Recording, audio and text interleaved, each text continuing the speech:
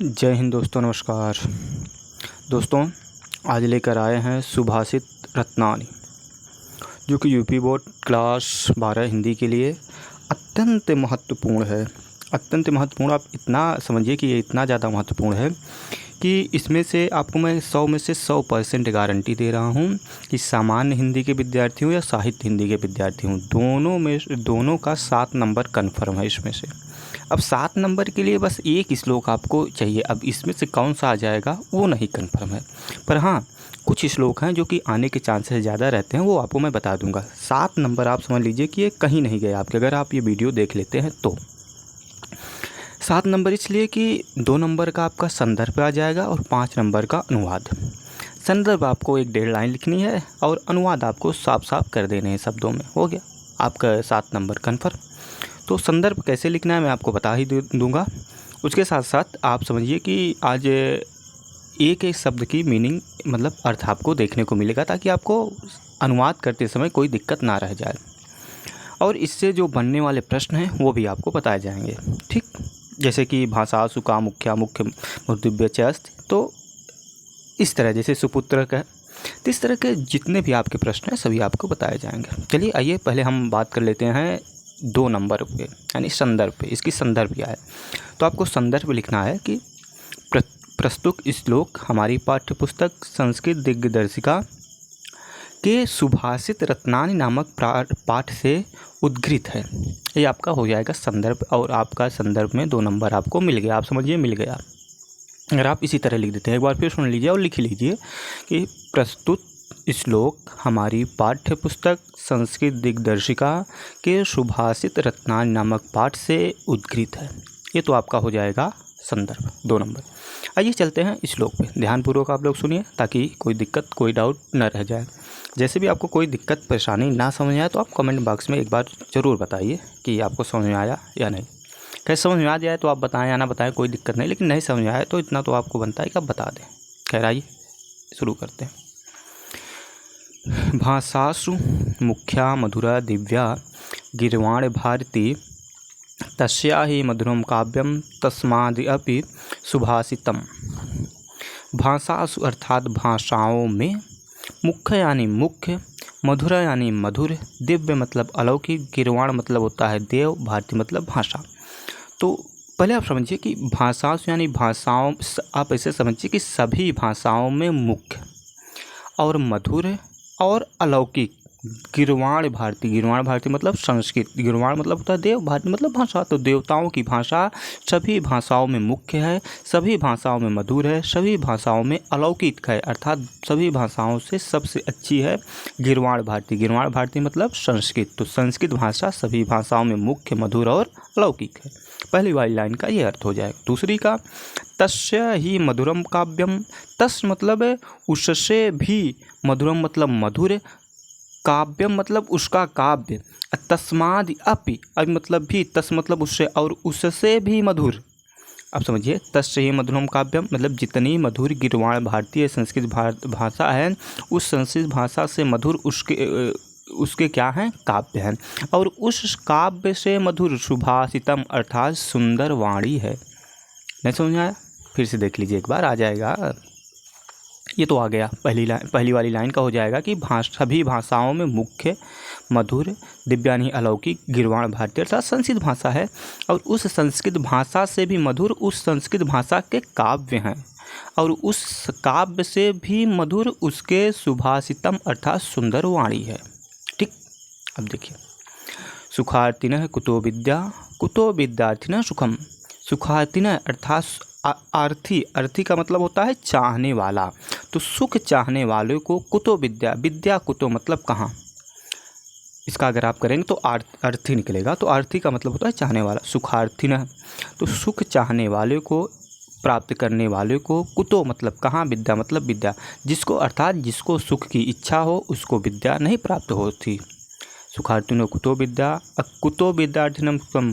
अब कुतो मतलब कहाँ, विद्यार्थिना मतलब विद्यार्थी को, सुखम मतलब सुख, और विद्यार्थी को सुख कहाँ। फिर से देख लीजिए, आ जाएगा आराम से, कोई बहुत ज़्यादा ताम झाम करने की जरूरत नहीं है, आ जाएगा समझ में, बहुत कठिन नहीं है। बस ध्यानपूर्वक आप लोग इसको देखिए।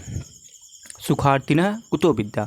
सुखार्थिनः मतलब सुख चाहने वालों को, कुतो मतलब कहाँ, विद्या मतलब विद्या, अर्थात जिसको सुख की लालच हो, जो सुख चाहता हो, विद्या का त्याग कर दे, अर्थात उसे विद्या नहीं प्राप्त हो सकती। अब कुतो मतलब कहाँ, विद्यार्थिनः सुखम, और विद्यार्थी जो होता है वो सुख की इच्छा ना करे, अर्थात उसे सुख नहीं हो। क्योंकि सुखार्थिनः वा त्यजेत विद्या, विद्यार्थी व त्यजेत सुखम, क्योंकि सुखार्थी यानी सुख चाहने वाले को त्यागे मतलब त्यागना पड़ेगा, विद्या मतलब विद्या, अर्थात सुख चाहने वाले को विद्या छोड़ना पड़ेगा, विद्या त्यागना पड़ेगा। विद्यार्थी व सुखम, और विद्या चाहने वालों को सुख त्यागना पड़ेगा। ठीक। जल बिंदु निपातेन क्रमशः पूर्यते घटः। जल बिंदु, अब ये श्लोक बहुत ही इम्पॉर्टेंट है आपके लिए, हालांकि इम्पॉर्टेंट तो सभी हैं लेकिन ध्यान दीजिए इस पर।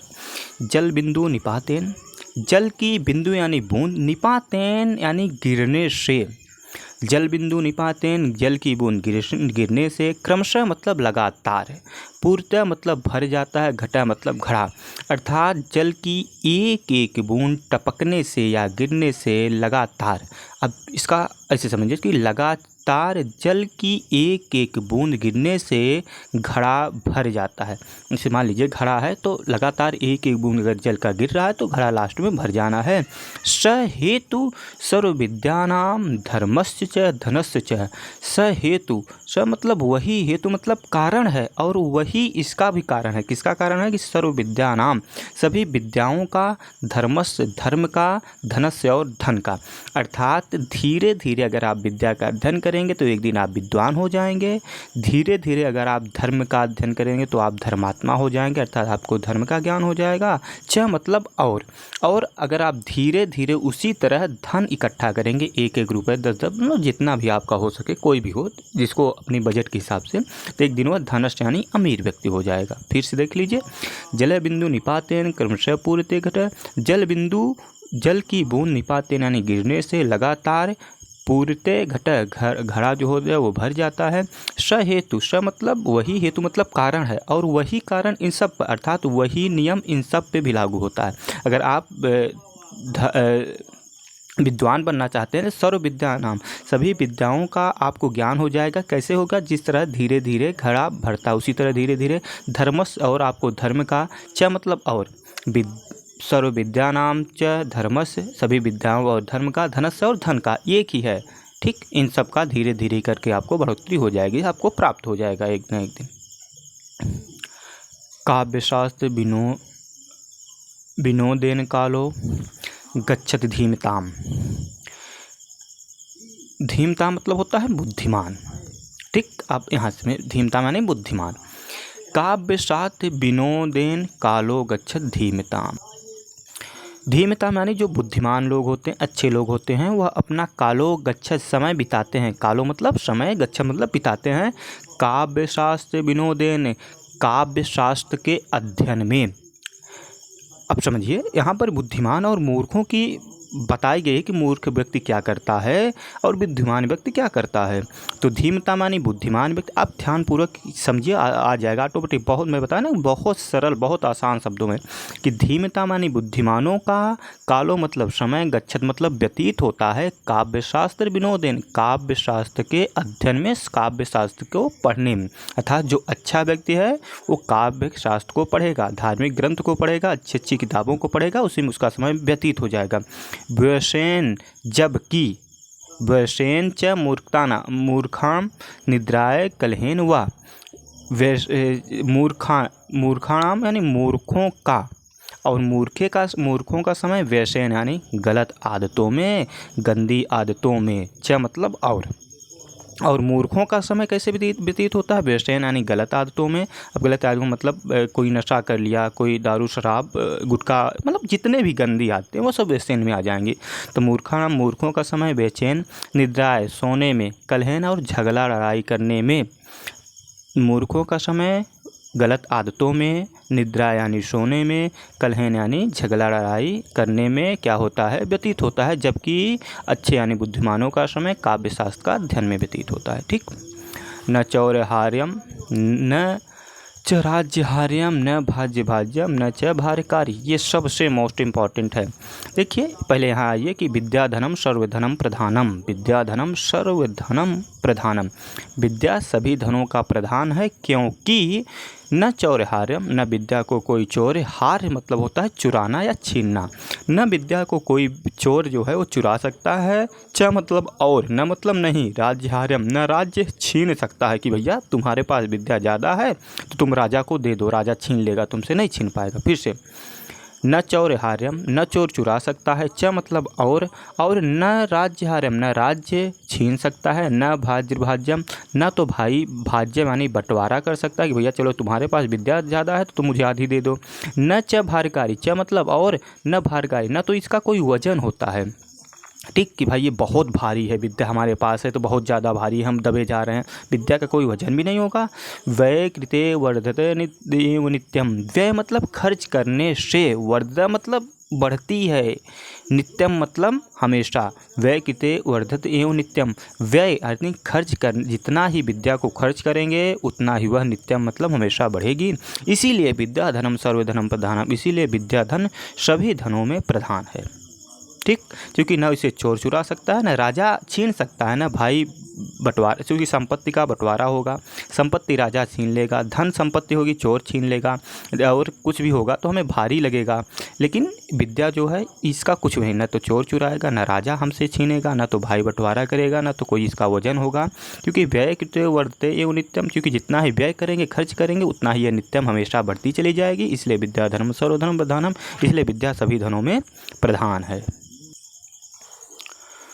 परोक्षे कार्य हंतारम प्रत्यक्षे प्रियवादिनम, परोक्षे अर्थात पीठ पीछे, कार्य हंतारम, हंतारम का मतलब होता है बिगाड़ने वाला, कार्य मतलब काम को, परोक्ष यानी पीठ पीछे कार्य को बिगाड़ने वाला, प्रत्यक्षे, प्रत्यक्ष मतलब सामने, प्रियवादिनम प्रिय वचन बोलने वाला, अर्थात किसी, जैसे मान लीजिए कोई व्यक्ति है, उसके न रहने पर कोई व्यक्ति उसकी बुराई करे और जब वो आ जाए तो उसके मतलब बड़ाई करने लगे, भैया बहुत अच्छे बहुत अच्छे बहुत अच्छे।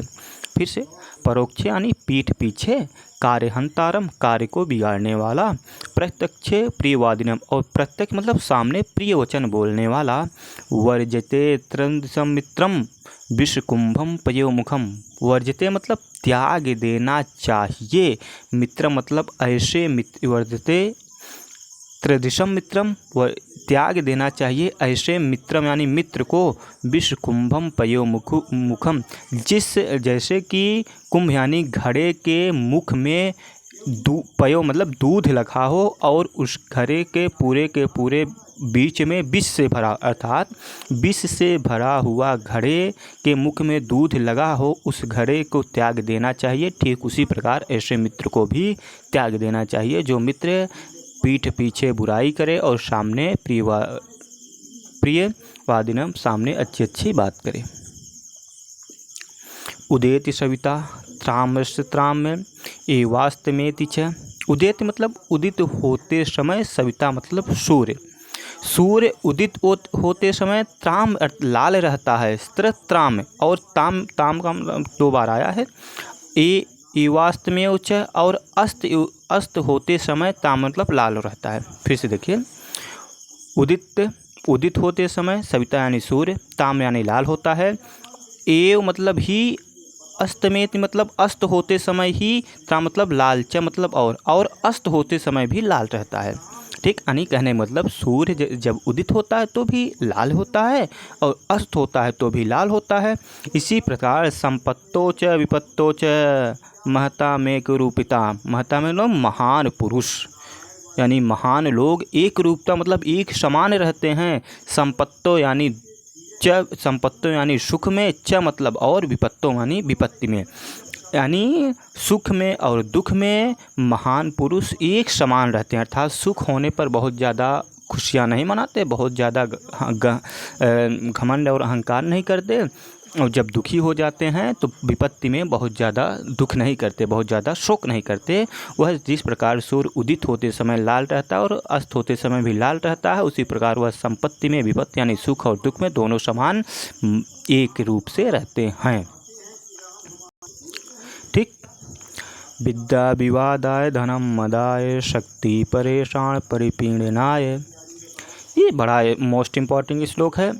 विद्या खलश, अब पहले यहाँ देखिए, खलश, खल मतलब होता है बेईमान, या फिर आप कह लीजिए खलश मतलब गलत लोग। ठीक, जैसे मूर्ख आप कह लीजिए, शुद्ध। तो खलश यानी मूर्खों की विद्या विवाद आए। अगर मूर्खों के पास विद्या हो जाए तो वो उस विद्या से विवाद करेंगे, कहेंगे भैया ये नहीं, वो नहीं। ठीक, तो ही खलश यानी मूर्खों की विद्या विवाद के लिए। धनम मदाय, धन जो होता है वो मदाय यानी अहंकार के लिए।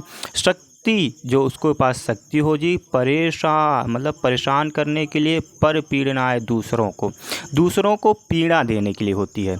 अर्थात अगर किसी मूर्ख व्यक्ति के पास विद्या आ जाए तो वो मूर्ख व्यक्ति अपनी विद्या का प्रयोग विवाद के लिए करेगा। सिंपल शब्द में समझिए आप, धनम मदाय, और धन घमंड के लिए, धन आ जाए घमंड करेगा। शक्ति परेशान परिपीड़नाय, और शक्ति हो जाएगी तो दूसरों को पीड़ा पहुंचाएगा, दूसरों को परेशान करेगा। खलश जबकि साधो, ये सब खलश यानी जो दुष्ट व्यक्ति हैं, मूर्ख व्यक्ति हैं, उनकी निशानी है कि विद्या विवाद के लिए, धन घमंड के लिए, शक्ति दूसरों को परेशान करने के।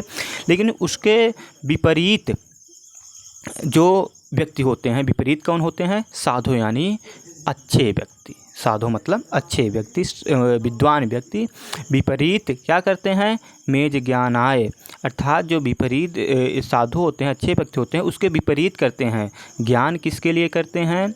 ज्ञान जो होता है वो दूसरों की विपत्ति से छुटकारा पाने के लिए वो अपने ज्ञान का प्रयोग करते हैं। दानाय च रक्षणाय, और जो उनके पास धन होता है उससे दान करते हैं। च मतलब और, शक्ति से किसी की रक्षाएं मतलब रक्षा करते हैं, अपनी शक्ति से रक्षा करते हैं। अपनी विद्या से दूसरों की मदद करते हैं, अपने धन से दूसरों को दान देते हैं। जब कौन? साधु यानी अच्छे व्यक्ति। लेकिन जो मूर्ख होते हैं उसके विपरीत करते हैं। विद्या विवाद है, धनम मदाय। ठीक, आगे देखिए। सहसा विदधीत न क्रिया में विवेक है परमापदाम पदम। सहसा मतलब अचानक, विधिमुदीप करने से। क्रियाम विवेक, क्रिया मतलब कार्य। ठीक, अविवेक मतलब बिना विचारे। बिना विचारे और अचानक कोई भी काम करने से परम आपदाम पदम, वह परम आपदा का कारण होता है। अर्थात अगर कहते हैं ना, बिना विचारे जो करे सो पीछे पछताए। अब अगर आप विचार के काम नहीं करेंगे तो क्या हो जाएगा? परम आपदा का कारण बनेगा। सहसा विदधीत न क्रियाम विवेक, विवेक मतलब बिना विचारे, क्रिया मतलब कार्य, न मतलब नहीं, विधि मतलब करना चाहिए, सहसा मतलब अचानक ही और बिना विचारे कोई काम नहीं करना चाहिए, क्योंकि वह परम आपदा का कारण होता है। क्योंकि विनुत ही विमर्श कारणी गुणलुब्धा स्वमेव संपदा है। विनुत मतलब हरण कर लेती हैं। मिर्मिष्कारणी मतलब होता है विचारवान को, क्योंकि विचारवान को हरण कर लेती हैं, विचारवान को वरण कर लेते हैं। विनुत मतलब वरण करना, वरण कर लेती हैं। गुण लब्धा स्वयं, गुण के लोभी, स्वयं मतलब स्वयं, समता मतलब समता, स्वयं गुण के लोभी को विमिष्कारणी मतलब विचारवान को स्वयं गुण के लोभी क्या करते हैं? विनुत मतलब उनका वरण कर लेते हैं, अर्थात उनको चुन लेते हैं। ठीक, वज्र अपि कठोराणि मृदूनि कुसुमाद अपि लोकोत्तराणां चेतांसि कोनो विज्ञातु हरति। वज्रापि, वज्र से अपि मतलब भी। कठोराणि यानी कठोर, मृदून यानी कोमल, कुसुम अपि यानी पुष्प से भी। फिर देखिए अच्छे समझिए, वज्र से भी कठोर, मृदुल मतलब कोमल, कुसुम मतलब पुष्प, अपि मतलब भी, और पुष्प से भी कोमल यानी लोकोत्तर मतलब होता है अलौकिक पुरुषों का, चेतांश मतलब हृदय, अलौकिक पुरुषों का हृदय वज्र से भी कठोर होता है, और कुसुम यानी पुष्प होता है, पुष्प से भी मृदुल यानी कोमल होता है। चेष्टान से मतलब हृदय कोनु मतलब कौन है, जिज्ञातुम अर्हति मतलब समझ सकता है। ऐसे लोगों के हृदय को कौन समझ सकता है, जिसका वज्र से भी कठोर हो और पुष्प से भी कोमल हो। फिर से देखिए शायद समझ में आ जाए, है बहुत सरल ही। वज्रापि कठोराणि, वज्र से भी कठोर, मृदूनि कुसुम और पुष्प से भी कोमल। लोकोत्तरम, लोकोत्तम मतलब तो अलौकिक पुरुषों के, चेशान मतलब हृदय को, कौन मतलब कौन है, जिज्ञासु अर्हत यानी जो जान सकता है। ऐसे अलौकिक पुरुषों के हृदय को कौन जान सकता है, जिसका हृदय वज्र से भी ज़्यादा कठोर हो और पुष्प से भी ज़्यादा कोमल हो। ठीक, लास्ट अच्छा लास्ट नहीं, अभी और हैं, ये 11वां है, टोटल 15 हैं, अभी 4 और हैं। प्रीणाति यह सुचरितो पितरम सह पुत्रो, बहुत इम्पोर्टेंट। प्रीणात मतलब होता है प्रसन्न करना, यानी प्रसन्न करता है। यह मतलब जो सुचरितो मतलब सुंदर चरित्र से, पितरम मतलब पिता को, सह मतलब वह, पुत्रो मतलब पुत्र, मतलब ऐसा पुत्र जो अपने सुंदर चरित्र से अपने पिता को प्रीणात यानी प्रसन्न करता हो। यत भर्तुरेव हिमहित विदच्छति तत् कलहंत, कलत्रम, कलत्रम मतलब होता है स्त्री। ठीक, कलत्रम मतलब स्त्री, ऐसी स्त्री जो भर्तु मतलब होता है पति एवं मतलब ही, जो पति का हित चाहती हो। देखिए पहले में है कि ऐसा पुत्र जो पिता अपने सुंदर चरित्र से अपने पिता को प्रसन्न करता हो, ऐसी स्त्री जो सिर्फ अपने पति का हित चाहती हो। तीसरे में तन्मित्र मापदि सुखे च समक्रियम यदि, तन्मित्र मापदि। ठीक, अब यहाँ करेंगे तो हो जाएगा तत् मतलब वही, मित्र मतलब मित्र, आपद मतलब दुख। तो वही मित्र है जो दुख में, सुखे च मतलब और, सुखे मतलब सुख में, दुख में मित्र वही है जो सुख में और दुख में समक्रियम यत समान रूप से रहे, अर्थात समान क्रिया करे, क्रिया सक्रिय मतलब होता है भागीदार। ऐसा मित्र जो सुख में और आपद मतलब दुख में, च मतलब और, समान रूप से रहे अर्थात भागीदार हो, मतलब दुख में भी वो आपके साथ रहे और सुख में भी आपके साथ रहे। एतत्रयम जगति पुण्यकृतो लभन्ते, एतत्रयम मतलब ऐसे इन तीनों लोगों को जगत यानी संसार में पुण्यकृतो लभन्ते, पुण्यकृतो अर्थात पुण्य आत्मा या जो पुण्य करते हैं वही लभन्ते यानी प्राप्त होते हैं, अर्थात जो बहुत पुण्य आत्मा होती है उसी पिता को मतलब ऐसा पुत्र होता है जो कि अपने सुंदर चरित्र से क्या करे, यानी प्रसन्न करे। उसी को ऐसी स्त्री मिलती है जो कि सिर्फ उसी का इच्छा है, उसी को ऐसा मित्र मिलता है जो कि सुख में और दुख में दोनों स्थिति में उसके समान रूप से भागीदार रहे। ऐसे लोग एतत्रयम, ये तीन लोग जगत यानी संसार में पुण्यकृतो न पुण्य आत्मा को लभन्ते मतलब प्राप्त होते हैं, मतलब ये सभी को जगत में नहीं प्राप्त होते।